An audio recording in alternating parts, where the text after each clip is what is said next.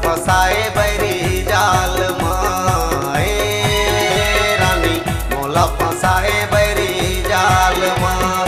तड़पत नैना तोर बिन मैना दिल के कहना उड़ गए चैना कैसे सताए बैरी बाल माए रानी मोला फसाए बैरी जाल माँ रानी मोला फसाए बैरी जाल माँ।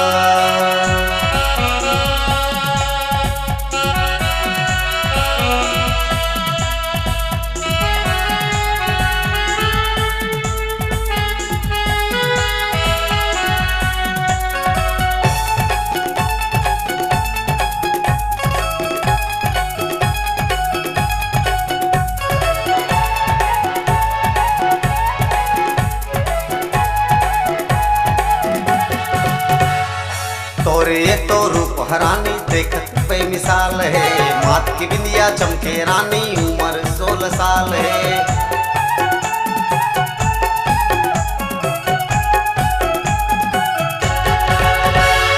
तोरे ये तो रूप हरानी देखत बेमिसाल है मात की बिंदिया चमके रानी उम्र 16 साल है।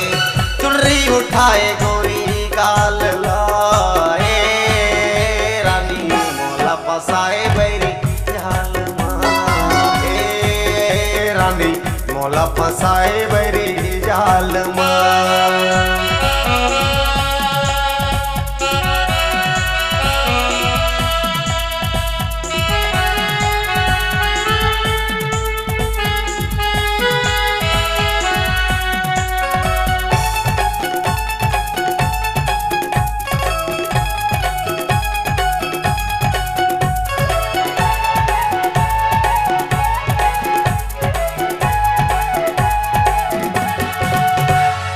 आखिम कजरा साजे रानी रूप रंग के खान है जोड़ी खन के कमर हिलत है हिरनी जैसे चाल है।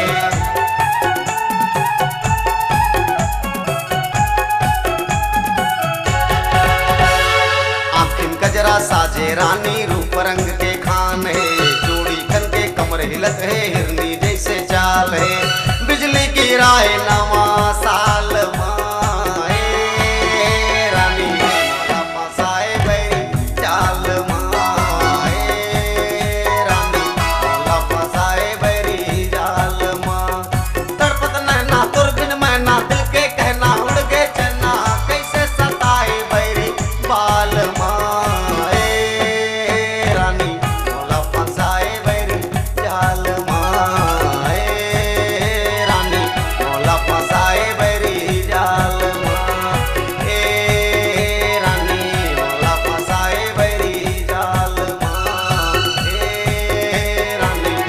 फसाए बैरी जाल माँ